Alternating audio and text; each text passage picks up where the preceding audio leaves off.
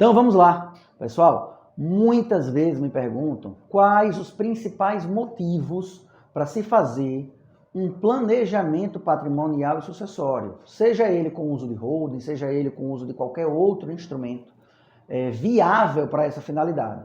E na minha cabeça, eu sempre tento trazer para vocês um conteúdo que seja direto ao ponto.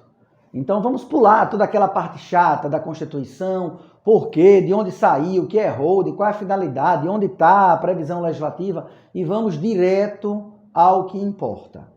Antes, eu vou pedir apenas para que a gente faça a nossa chamada da exclusão. Aquela chamada da exclusão, para quem não conhece, a chamada da exclusão se parece muito com aquela chamada que a gente tinha no colégio, só que ao contrário. Se você se identificar com qualquer um desses predicados aqui, então, meu caro, esse vídeo não é para você. Já está na hora de sair, esse é o melhor momento. Eu não quero lhe irritar e também não quero ser irritado por você. Mas se você não for chamado, então esse vídeo é para você. Aí sim, você fica conosco, vai até o final e aproveita esse conteúdo. Segue a chamada, hein? Olha, social-democrata, já pode sair. Comunista, aí já pode sair também, não serve, não vai servir pra gente. Aquele cara que gosta de mais Estado na economia também, segue no mesmo sentido, pode ir. E se você gosta de pagar tributos, gosta de entregar tributos ao Estado, então esse vídeo não é para você. Porque aqui, meu caro, a gente não gosta de pagar tributos. A gente não quer pagar tributos, a gente quer evitar o máximo de tributação possível. E não adianta que a gente não vai mudar, tudo bem? Então, se você não estava na lista, fica conosco. A partir de agora, você vai tomar conhecimento dessa matéria. Então, quais os motivos para você pensar em uma holding familiar ou um planejamento patrimonial e sucessório? O primeiro motivo é a proteção patrimonial, a exposição de risco em razão da atividade negocial. O que isso quer dizer? A minha experiência levou a reconhecer que ninguém quer perder o patrimônio conquistado mediante o seu trabalho, por causa de qualquer razão relacionada à atividade empresarial.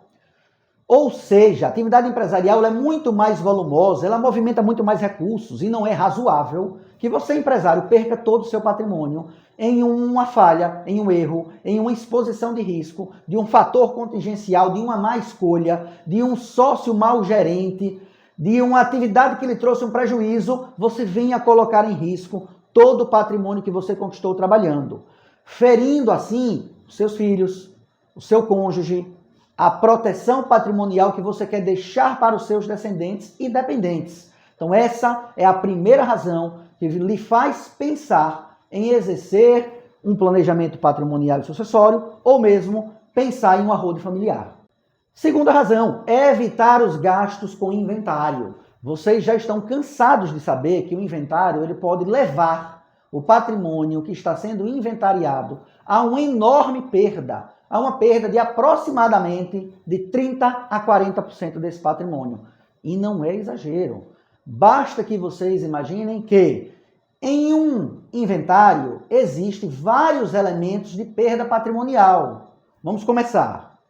A demora no processo de inventário é uma razão de perda patrimonial.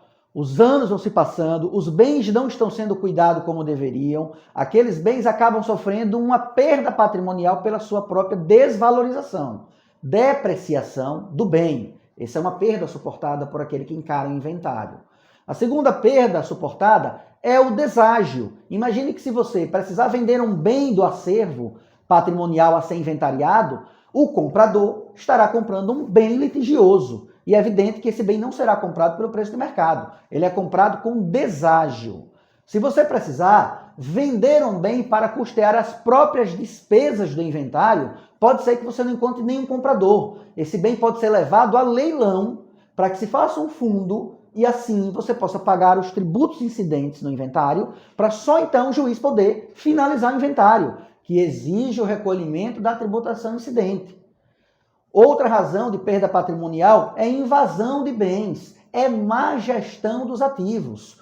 Quando vocês estão numa discussão judicial de inventário, vocês devem imaginar que existem algumas possibilidades. Se tudo tiver acordo, ele vai seguir de uma forma. Se houver qualquer litígio, ele vai seguir de outra forma. Portanto, o inventário ele pode ser evitado com o planejamento patrimonial e sucessório. E assim você acaba economizando acervo patrimonial. Isso muitas vezes permite que os herdeiros dos bens não sejam rebaixados de classe social, porque vão ter os seus bens perdidos pelas custas honorários, custas cartorárias, custas judiciais. Tudo isso pode sim ser evitado e essa é a nossa segunda razão de você pensar na elaboração de um planejamento patrimonial e sucessório.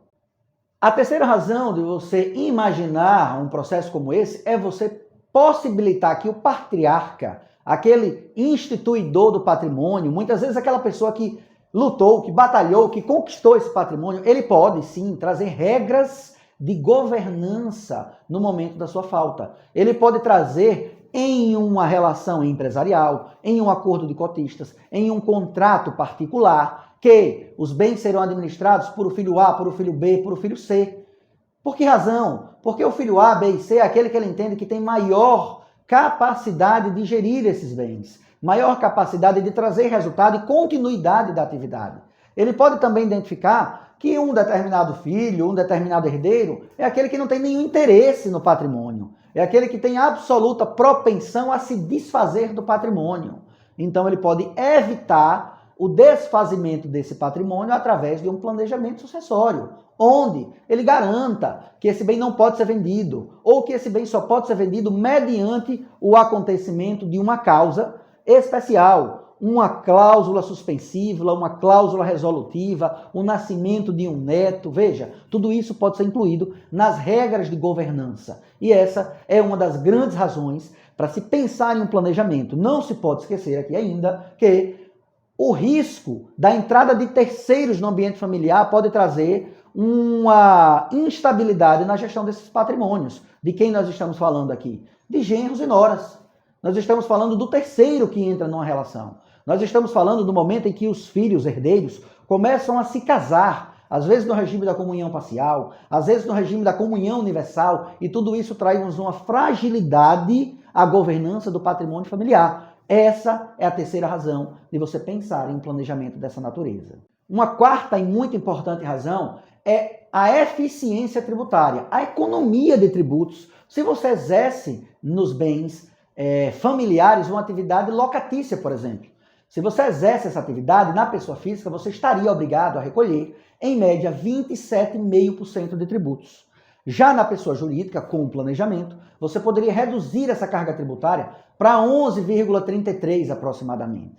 Então perceba que a própria economia tributária custeará qualquer outra despesa que você tenha, seja ela na constituição de um planejamento dessa natureza, com advogados, com contadores, no momento da constituição dessa empresa, ou mesmo aquelas despesas mensais que você terá com a administração contábil dessa estrutura empresarial moldada para proteger, moldada para trazer segurança patrimonial e sucessória.